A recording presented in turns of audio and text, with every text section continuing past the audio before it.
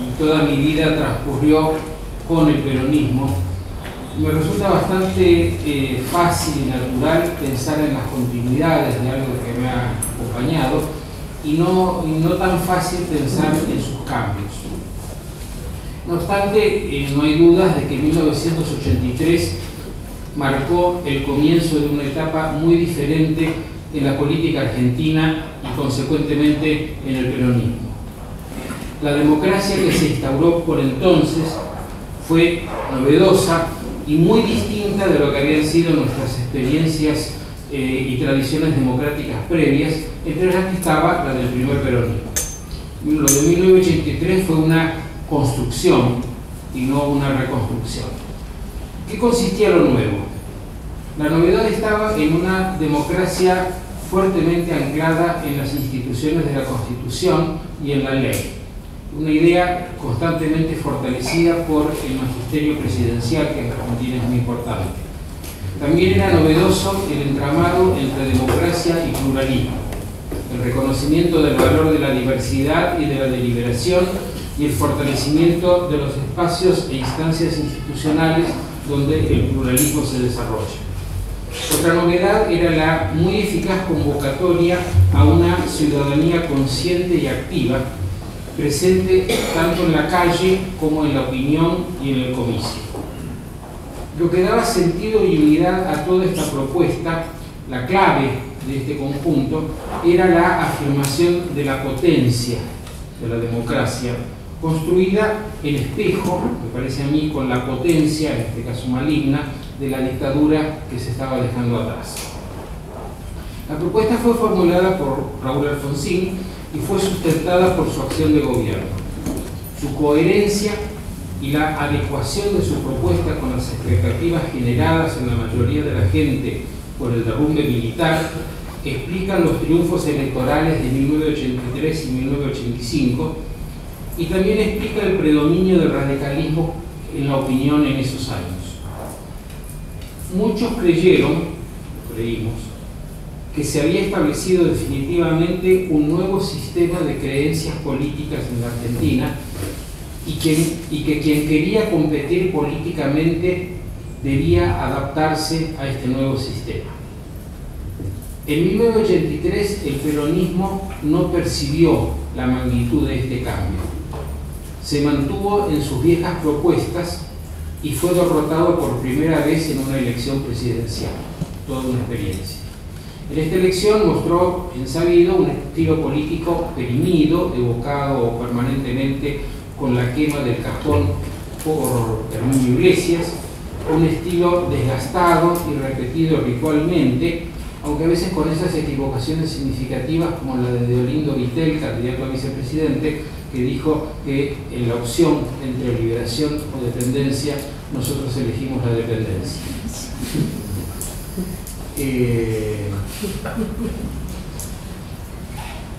El peronismo, el radicalismo gobernante, pudo utilizar antiguas prácticas como las huelgas generales de Ubaldini. Era una forma de acción adecuada para un partido opositor, pero muy poco adecuada para un partido que aspirara a ganar el poder. Dentro del peronismo hubo un fuerte movimiento para modificar prácticas y estilos, lo que se llamó la renovación peronista. Si la renovación se hubiera consolidado, es posible que el peronismo sucediera al radicalismo y se alternara con él dentro del modelo de democracia propuesto en 1983. Es sabido que esta alternativa fracasó estrepitosamente cuando de manera sorpresiva Menem se impuso a Cafiero en una elección interna realizada con todas las reglas de la nueva democracia, como creo que nunca hubo después dentro de algún partido político. Los peronistas eligieron, y a la luz de las consecuencias con mucha sabiduría, la alternativa que iba a resultar ganadora. Aquí, que curiosamente no se inspiraba en la nueva política, sino en la política más tradicional, aquella que había fracasado en 1983. Y aquí hay un enigma, ¿no? ¿Por qué con una vuelta a la tradición peronista, al folclore peronista, se encontró una política tan exitosa. Hay infinidad de razones que tienen que ver con la historia y con el proceso histórico, la crisis y demás, que todos conocemos y que no voy a mencionar ahora, para considerar dos, no sé, principales o secundarias, que son las que me parece interesante traer a esta conversación, que caracterizan lo que a mí me gusta llamar el segundo peronismo, más exactamente la segunda experiencia prolongada de ejercicio del poder por parte del peronismo. La primera fue entre 1946 y 1955.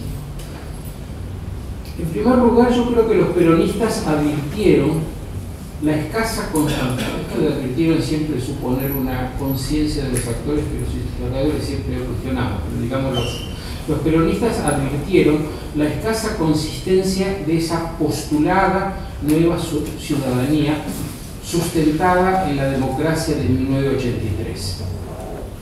No se trataba de un nuevo régimen de opinión, sino apenas de un entusiasmo, una ilusión breve.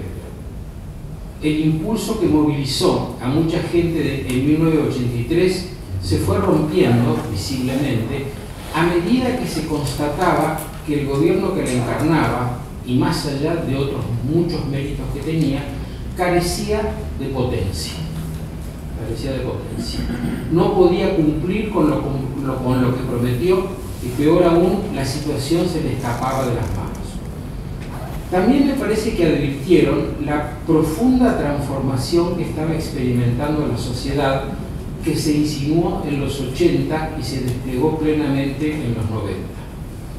La pobreza creciente reducía de manera proporcional el número de ciudadanos conscientes a los que se podía interpelar desde un partido, esos ciudadanos conscientes a los que aspiraban a interpelar tanto el radicalismo como la renovación peronista.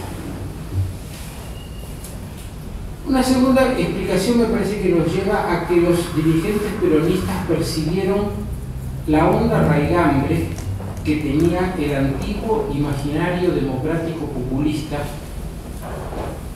ese que 1983 creía haber superado, y que en definitiva no resultó demasiado modificado por la renovación democrática. Seguía arraigada la identificación del movimiento peronista con el pueblo y con la nación, así como la concepción antagónica y excluyente que esta identificación genera inevitablemente. Seguía arraigada la idea de un gobierno de líder, plebiscitario y escasamente institucional, que los politólogos bautizaron con un nuevo nombre, pero en realidad aludía a una práctica bastante antigua. Seguía arraigada la idea de que el Estado y el partido o el movimiento eran una misma cosa y que era natural y legítimo el reparto de los beneficios del Estado entre los integrantes del movimiento. Una apelación a algo como la ética del funcionario público solo suscitaba escepticismo o más probablemente burla. Que alguien que pasa por la política y no hace una diferencia es, dentro del sentido común dominante, un imbécil. En suma, había cosas viejas que no cambiaban y otras muy nuevas a las que había que adaptarse rápidamente. Desde 1989 el peronismo mostró que podía adecuarse mejor y más rápido que nadie a la nueva pobreza. En un país en el que el número de obreros disminuía y aumentaba el número de pobres. En este país el peronismo modificó rápida y sustancialmente su funcionamiento, dejó de asentarse principalmente en los sindicatos e inventó los medios para convertir la pobreza en apoyo político. Podría decirse quizás que no se angustió demasiado por el aumento en el número de los pobres que se registró en los 90 como consecuencia de las reformas que el propio gobierno peronista impulsaba. El conurbano de Buenos Aires, así como el de Rosario y otros, se expandió y se empobreció. Un dato sobre el crecimiento lo da la ocupación de todos los terrenos disponibles, de todos los rinconcitos, aún los más inhabitables, donde aparecieron infinidad de nuevos asentamientos y de hecho siguen apareciendo. En estos mundos sociales nuevos, poblaciones, barriadas que se estaban surgiendo de la nada, los problemas eran muy similares a los que 70 o 80 años antes enfrentaron los nuevos barrios de la ciudad de Buenos Aires, y hago la referencia porque en una época me dedicaba a estudiarlo, ¿cierto? Problemas con los títulos de propiedad, con las calles, con el agua, con las cloacas, con la escuela, con la vigilancia, que se sumaban a los problemas de la pobreza y de la subsistencia. Y como en aquella vieja experiencia de los barrios, surgieron asociaciones voluntarias que llenaron los vacíos que dejaba un Estado que estaba cada vez más lejos, cada vez más distante. Quizá la mayor diferencia entre la vieja historia de las sociedades de fomento y esta nueva historia del asociacionismo del conurbano es que en aquella etapa estas sociedades de fomento eran básicamente horizontales, mientras que las nuevas asociaciones estuvieron ligadas siempre a algún tipo de jefatura, que a veces era simplemente la del pater familias, de una familia extensa o un clan, y en otros lo que se empezó a llamar un referente territorial. En todos los casos eran los que solucionaban los problemas que dejaba la pobreza y el retiro del Estado. Por otro lado, se desplegaron hacia abajo las redes políticas de los partidos vinculadas con los municipios, y aquí con respecto a la referencia que decía el profesor, creo que es muy difícil distinguir dónde termina el intendente y empieza el Partido Justicialista de la Matanza, ¿no? Redes políticas vinculadas con los municipios y con el reparto de los recursos municipales. En el punto final, el punto de la microjefatura local, se encuentra eso que vulgarmente se ha llamado el puntero. Probablemente es una simplificación, pero de momento no tengo otra palabra. Y en ese nivel capilar, que a mí me parece apasionante, se produce el contacto entre referentes sociales y punteros políticos, que son dos cosas parecidas, pero en el fondo distintas, que me parece que nos permite entender el complejo pasaje de lo social a lo político. Y digo en este nivel capilar porque a veces, para seguir con la metáfora de la circulación, uno se queda con la aorta y la carótida, ¿no? Y lo verdaderamente interesante está en el lugar donde el extremo de la aorta se contacta con el extremo de la carótida y se produce el reflujo, ¿no? Por lo menos a mí me interesa. En última instancia, cierto, todo se sostiene en los recursos estatales y podríamos quedarnos con esta explicación. Esto no existe si no se inyectan recursos estatales. Un puntero administra y reparte recursos públicos de distinta índole: dinero, alimentos, favores, franquicias, vista gorda, zonas liberadas. Todo eso forma parte de lo que se puede hacer en este nivel y más arriba, por supuesto, ¿no? Pero esto me parece que es solo la condición que posibilita una relación de reciprocidad que es mucho más compleja y que va llevando por grados a la política. Hay una antropóloga, Julieta Quirós, que valorizó una palabra que expresa todos estos matices y da cuenta de la compleja artesanía que implica esto, que es la palabra acompañar. Se acompaña al referente, se acompaña al candidato. En la gestión del acompañamiento, se lo acompaña en una marcha, en un acto y finalmente en el día del comicio.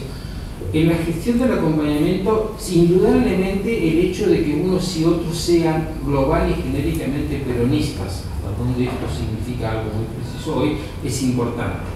Pero es solo un aspecto de la relación, sobre todo porque frecuentemente en estos acompañamientos lo que se dirime son disputas internas dentro del peronismo, de distintas agrupaciones peronistas. Hay un momento en que esta relación, que es cotidiana y que tiene que ver con problemas que se van repitiendo todos los días, se convierte en voto. De esta relación cotidiana sale el voto el día de la elección. Y aquí me parece que hay dos cuestiones gruesas que hay que tener en cuenta para mirar esto que pasa en los conurbanos, que es que en primer lugar conviene pensar contra toda nuestra tradición liberal y democrática, que aquí el punto de partida no es la decisión del votante, sino que la decisión del votante es el final de un largo proceso que a mí me gusta llamar, no es mía la fórmula, producción del sufragio. Pensar el sufragio como una parte de la producción social, cuya etapa final, en vísperas de los comicios, comienza cuando se arman las mesas, se distribuyen los votantes en mesas y se arman los circuitos y se designan las autoridades electorales, todo lo cual es absolutamente decisivo para la manera como va a resultar la elección. La segunda cuestión gruesa es que aquí hay un proceso de negociación, de reciprocidades, planteaba recién, que no es con individuos, no se negocia con una persona, se negocia con grupos vinculados con jefes, que son los que negocian el voto de un conjunto grande. Cuando en el conurbano se habla de una elección, se habla de el paquete. Se habla de armar el paquete, se habla de controlar el paquete, y estamos a kilómetros de distancia del ideal de ciudadano consciente, autónomo y racional. Muchas de estas cosas son completamente genéricas y no se inventaron ni en el conurbano ni en 1990. La verdad es que lo que estoy contando, a lo que estoy refiriéndome, se parece muchísimo a, por ejemplo, lo que yo aprendí con un historiador italiano, Raffaele Romanelli, que estudiaba el sistema electoral en el sur de Italia en 1860. ¿no? O sea que es más bien un enfoque, una manera de mirar las cosas y no una cosa genérica y específica del peronismo. Pero encuentro, ahora sí, mencionaría cuál me parece que es la especificidad. Cuando en Calabria se instala el sistema de sufragio y empiezan a funcionar estos mecanismos, la idea de votar era una idea absolutamente extraña, ¿no? No sabían de qué le estaban hablando cuando vinieron con que había que ir a una cosa que se llamaba elecciones, ¿cierto? Pero en la Argentina, este mundo de la pobreza en el que el sufragio se construye de ese modo, reemplaza a un mundo que supo ser muy distinto.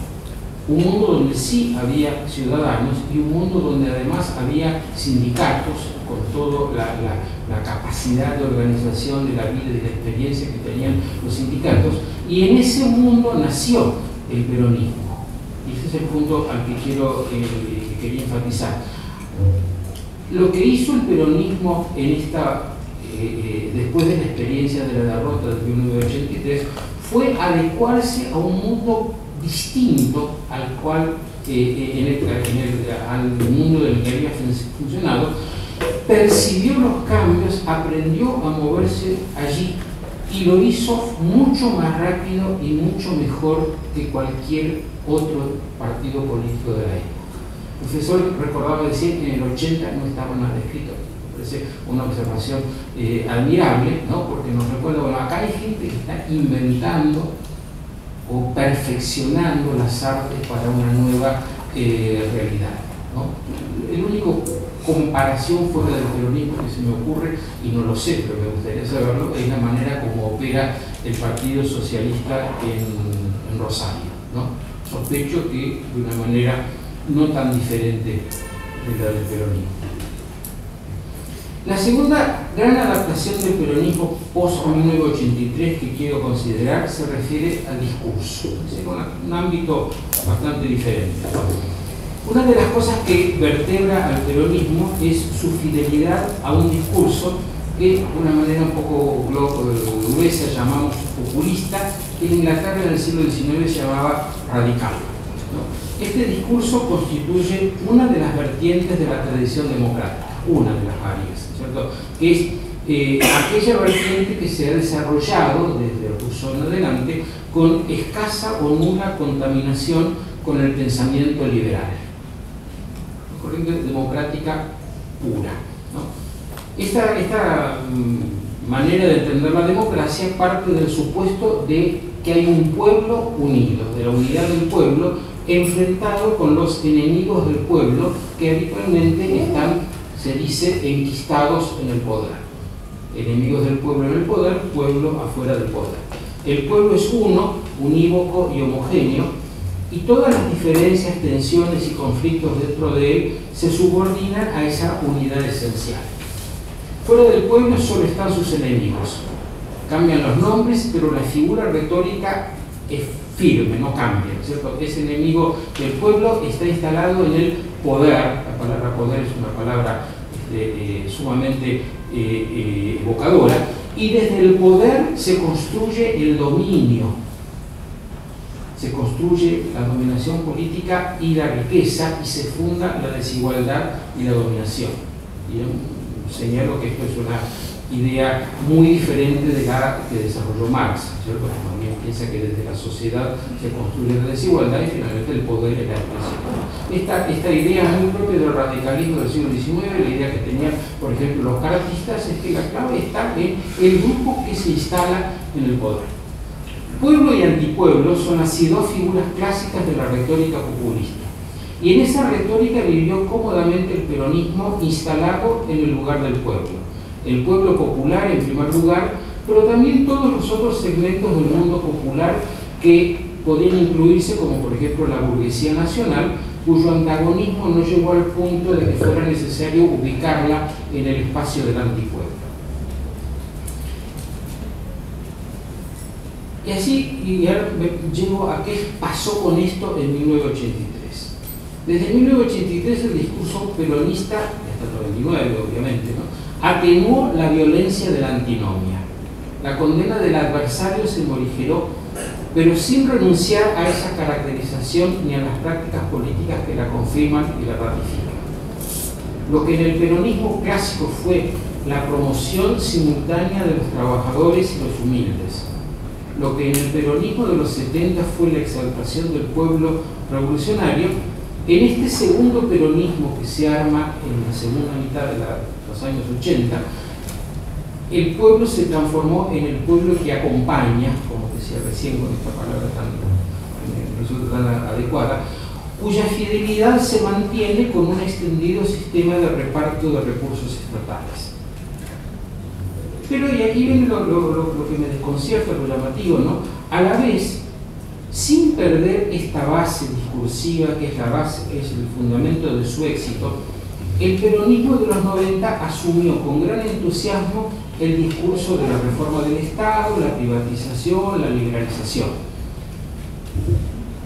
Eso que para los que, como se decía, se quedaron en 1945, era considerado hasta ese momento el discurso de los poderosos y ahora parecía en boca del peronismo. Pero además la asunción de ese discurso estuvo acompañada de una profundización de prácticas que, sin ser nuevas, se generalizaron, se estandarizaron, se normalizaron y se legitimaron. Ser dirigente peronista ha consistido lisa y llanamente en ocupar el poder y utilizarlo sistemáticamente para el enriquecimiento. Se dirá, no son los únicos, ¿no? Pero yo diría que en ningún otro ámbito político se hace de esto un mérito como dentro del peronismo. La experiencia de los 90 fue contundente y de una escala no conocida hasta entonces. Y aquí estoy hablando de cosas que se hacen, de prácticas, ¿no? Pero usualmente las prácticas terminan en discursos. Las prácticas se van decantando en hábitos, así se hace cuando uno consigue un puesto público, los hábitos en actitudes, ¿no? Yo soy el que sabe cómo está y vos sos un idiota, las actitudes en valores y los valores finalmente en discursos, o por lo menos así uno cree que pasa habitualmente en los procesos históricos. Y finalmente resulta legítimo, en términos discursivos, aspirar a ocupar el poder para disfrutar de sus beneficios. Y aquí yo encuentro la novedad del peronismo de los 90. Transformar en valor, en mérito, el instalarse en el poder para construir beneficios personales, grupales, de amigos, etc. En el núcleo del discurso peronista clásico estaba el pueblo y frente al pueblo la oligarquía. El pueblo explotado y la oligarquía que se construía desde el poder, utilizando el poder para fundar su riqueza. Desde los 90, el peronismo ocupa en su práctica y en su discurso los dos espacios. Se adueña de los dos polos del discurso populista. Valen tanto el pueblo, entendido como pueblo clientelar, como la oligarquía de los amigos del gobierno, que es capaz de ser dadivosa. Pasamos del discurso radical de los cartistas a la manera paternalista del mundo de la aristocracia inglesa del siglo XVIII. Lo notable y digno de ser admirado como otra obra de artesanía política del segundo peronismo es la capacidad para conservar, pese a que la ocupación de estos dos espacios, la capacidad para conservar la tensión entre ambos polos, uno diría hipocresía, ¿no? Si estuviera en una tribuna política y son hipócritas, pero la verdad es que es una capacidad muy notable, por lo menos muy notable la cara de cemento que hay que tener para decirlo, ¿no? Me parece que es una verdadera obra de artesanía la capacidad para conservar la tensión entre esos dos polos, que es un capital político importante del peronismo. A mí me parece que la fortaleza de esa construcción, junto con una muy adecuada utilización política de la pobreza, fueron los dos aportes que los años 90 trajeron a un peronismo siempre igual, a mí me parece siempre igual, pero en realidad para un historiador siempre distinto. Gracias.